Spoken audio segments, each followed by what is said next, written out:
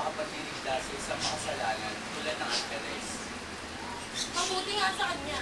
Walang hiya ang babae niya.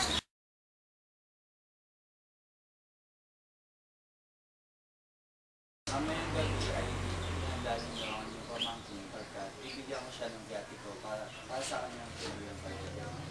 Ngunit si Maria Clara ay hindi pa bumabangon at maputlang maputla.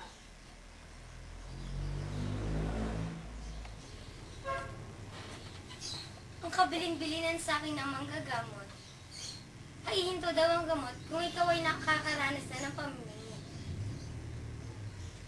Hindi ka ba niya sinulatang muli? Hindi. Siguro ay abalang-abala siya sa mga nilalakad niya na mapatawad siya ng arsobispo para sa kanyang ekskomunyon.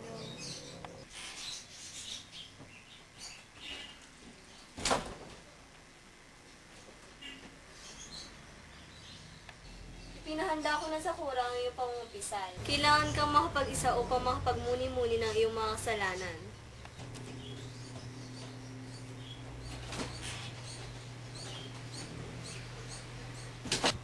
Sinang, sunatan mo sa iba at sabihin mo, huli mo pinita.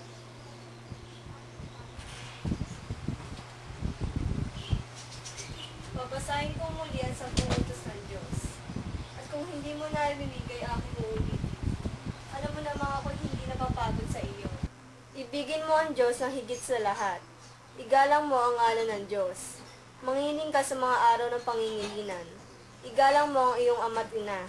Huwag kang papatay ng iyong kapwa. Magsabi ka ng totoo at igalang mo ang mabuting pangalan ng iyong kapwa. Huwag kang gagawa ng mga bagay na laban sa kalinisan. Huwag kang magnanakaw. Huwag kang sumang-ayon sa mga isipan at nasaing laban sa kalinisan. Huwag mong pagnasahan ang ari-arian ng iyong kapwa. Maria Clara ay mangunggisal na. O sige, maiwan ko na kayo. Simulan na natin ang iyong pangunggisal. Hinihiling ko po na ako mapatawad sa aking nagawang hindi pagsasabi ng katotohanan sa aking mahal na ama.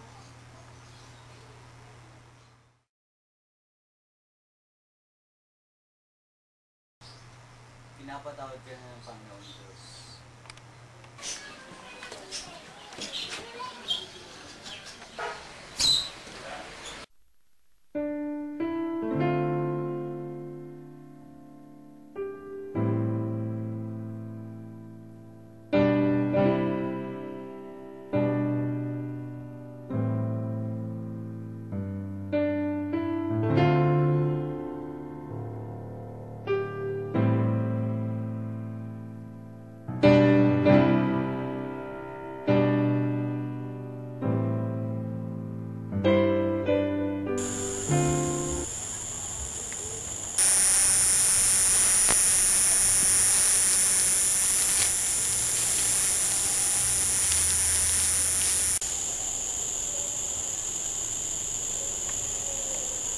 Sino ka?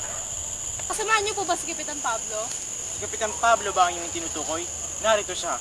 Maaari po bang pakasabi sa kanyang hinahanap siya ni Elias? Kayo po ba si Elias? Halika at sumulit ka sa akin.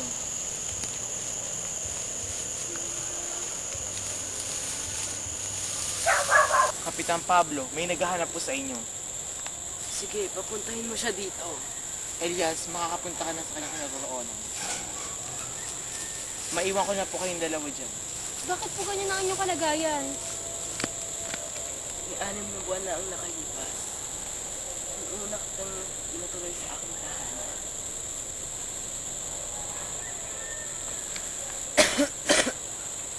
Subalit, ngayon ay ikaw nagpatuloy sa akin. Sige, naupo ka. At ikuwento mo sa akin kung ano nangyari. Paano nakarating ikaw dito? May 15 araw na pong naibalita sa akin ang inyong pag-asawi. Nang ito'y naibalita sa akin, ay pinilit ko kayong hanapin sa iba't ibang bundok. Dito ay nalibot ko ang 2 lalawigan. Pinilit kong tumakas. Pagkat ayokong mabuhos ang dugo ng mga taong walang kasalanan.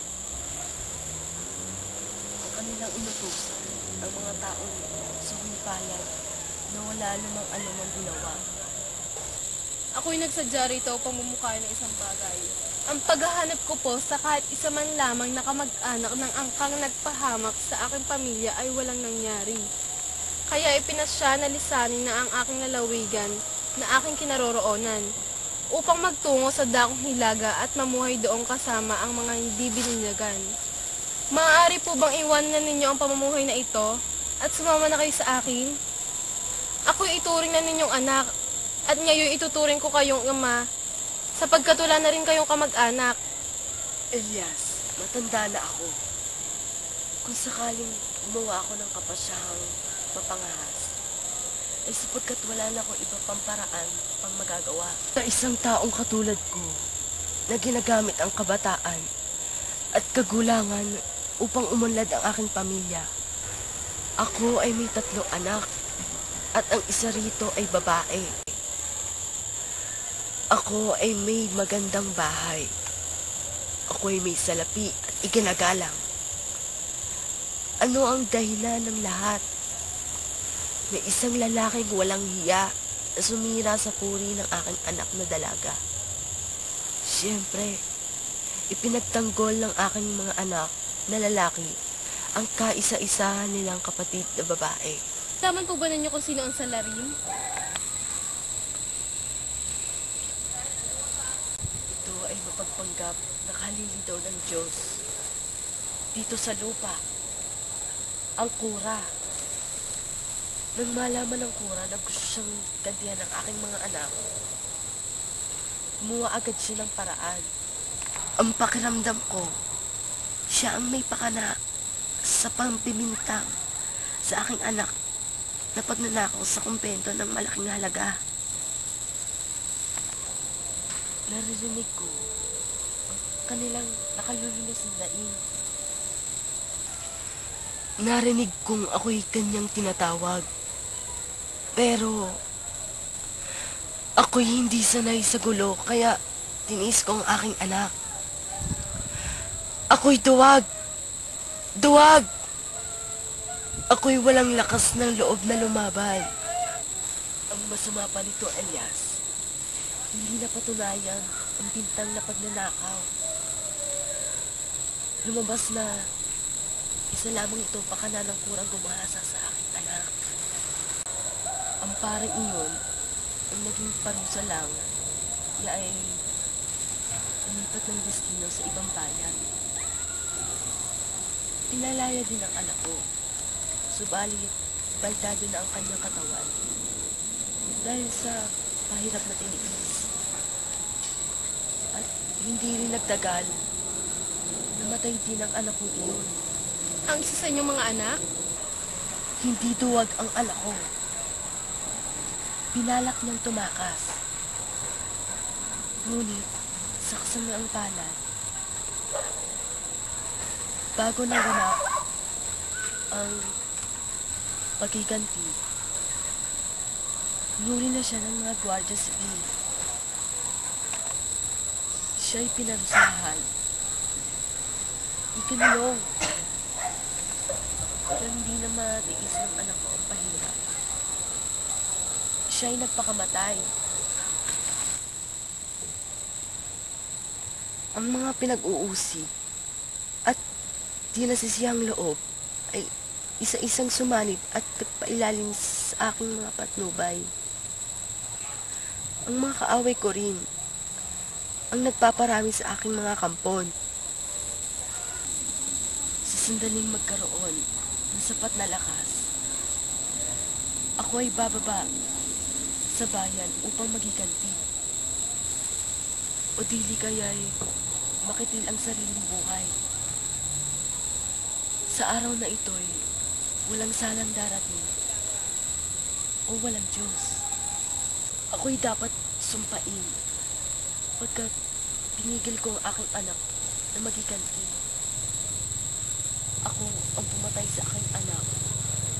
Kung pinabayaan ko, patayin nila ang salarin.